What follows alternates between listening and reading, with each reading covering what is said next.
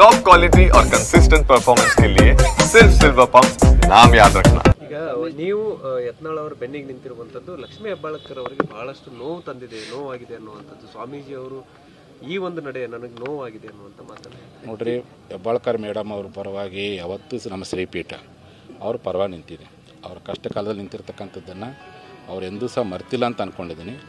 ಅವ್ರ ಕಷ್ಟ ಕಾಲ ನಿಂತಾಗ ಯಾವ ರೀತಿಯಾಗಿ ಗುರುಗಳ ಬಗ್ಗೆ ಸಂತೋಷ ಪಡ್ತಾರೋ, ಇನ್ನೊಬ್ಬರು ನಾಯಕರು ಅನ್ಯವಾದ ನಿಂತಾಗ ಅದೇ ರೀತಿ ಸಂತೋಷ ಪಡೋ ಪ್ರಯತ್ನ ಮಾಡಬೇಕು ಹೊರತು ಅಸಮಾಧಾನ ವ್ಯಕ್ತಪಡಿಸೋ ಪ್ರಯತ್ನವನ್ನು ಯಾರೂ ಸಹ ಮಾಡಬಾರ್ದು. ನಿಮಗೆಲ್ಲ ಗೊತ್ತಿದೆ, ಲಕ್ಷ್ಮೀ ಹೆಬ್ಬಾಳ್ಕರ್ ಪರ್ವ ಅವ್ರಿಗೇನೇ ಸಂದರ್ಭ ಬಂದಾಗ ಈ ಸಮಾಜ ಅವ್ರ ಜೊತೆ ಗಟ್ಟಿಯಾಗಿ ನಿಂತಿರ್ತಕ್ಕಂಥ ಗೊತ್ತಿದೆ. ಅವರೊಬ್ಬರೇ ಅಲ್ಲ, ಹಿಂದೆ ವಿನಯ್ ಕುಲಕರ್ಣಿ ಅವರಿಗೆ ವಿನಾಕಾರಣ ಅನ್ಯಾಯ ಆದಾಗ ಭಾಳ ಗಟ್ಟಿಯಾಗಿ ನಿಂತ್ಕೊಂಡಿದ್ದೀನಿ. ಏನು ಮಾತಾಡ್ತಾರಲ್ಲ ಯಾರ್ಯಾರು ಅವ್ರು ನೋಡಿ, ಕರ್ನಾಟಕದಲ್ಲಿ ಇಂಥವ್ರ ಪರವಾಗಿ ನಾವು ನಿಂತಿಲ್ಲ ತೋರಿಸ್ಕೊಡ್ರಿ. ನೀವು ಇಂಥವ್ರ ಪರವಾಗಿ ನೀವು ನಿಂತಿಲ್ಲ ಸ್ವಾಮೀಜಿ ಅಂತ ತೋರಿಸ್ಕೊಡ್ರಿ. ನಿಮ್ಮ ಊರಾಗಿನ ಒಬ್ಬ ಸಾಮಾನ್ಯ ನಗರಸಭೆ ಸದಸ್ಯನಿಗೆ ಅನ್ಯಾಯ ಆದಾಗ ನಾನು ಅವ್ರ ಪರ ನಿಂತೇನೆ. ಹಾಗಾಗಿ ನಿಲ್ಲುವಂಥದ್ದು ನನ್ನ ಕರ್ತವ್ಯ.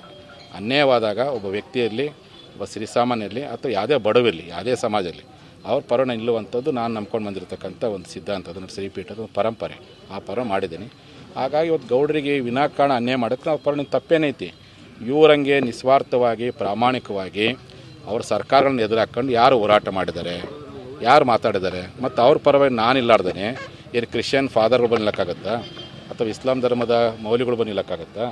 ಆ ಲಿಂಗಾಯತ ಸಮಾಜ ಗುರುಗಳಾಗಿ ನನ್ನ ಕರ್ತವ್ಯ, ನನ್ನ ಸಂಸ್ಕೃತಿ, ಗುರುವಿನ ಸಂಸ್ಕೃತಿ ಅದು ಮೊದಲಿಂದ ನಮ್ಮ ಭಾರತೀಯ ಸಂಸ್ಕೃತಿ ಇರ್ತಕ್ಕ. ರಾಜನಿಗೆ ಅನ್ಯಾಯವಾದಾಗ ಗುರುಗಳು ಅವ್ರ ಪರ ನಿಂತಿರ್ತಕ್ಕ. ಹಿಂದೆ ಮಲಸರ್ಜ ದೇಸಾಯಿಗೆ ಅನ್ಯಾಯ ಆದಾಗ ಕಲ್ಮಠದ ಗರ್ಗದ ಮಡಿವಾಳೇಶ್ವರು ಗಟ್ಟಿಯಾಗಿ ನಿಂತ್ಕೊಂಡಿದ್ರು. ಅದು ನಮ್ಮ ಪರಂಪರೆ ಐತಿ. ಆಗ ನಾನು ಆ ಪರಂಪರೆ ಪ್ರಕಾರ ಮುಂದುವರ್ಸ್ಕೊಂಡು ಹೋಗ್ತಿದ್ದೀನಿ.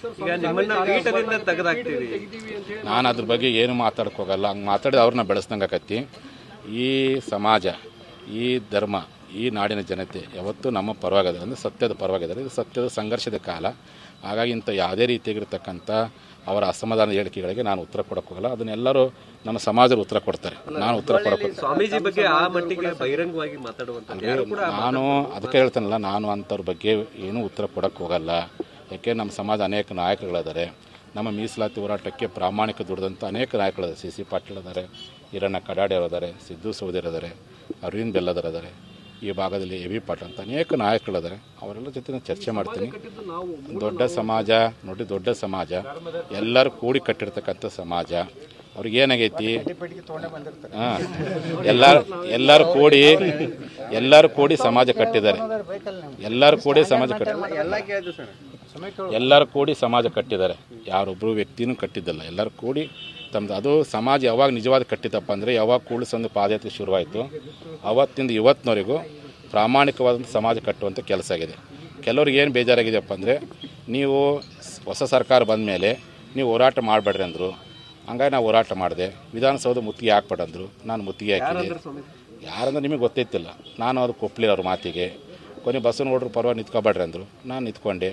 ಹಾಗಾಗಿ ಅವ್ರಿಗೆ ಒಂದು ರೀತಿ ಅಸಮಾಧಾನಗೊಂಡಿದೆ, ಹತಾಶೆಗೊಂಡಾರೆ, ಮಾತಾಡ್ತಾರೆ. ದೊಡ್ಡ ಸಮಾಜ, ಇಂಥ ಸಾವಿರ ಭಿನ್ನಾಭಿಪ್ರಾಯ ಬಂದರೂ ಸಹ ಗಟ್ಟಿಯಾಗಿ ನಿಲ್ಲೋ ಶಕ್ತಿ ಸಮಾಜಕ್ಕಿದೆ.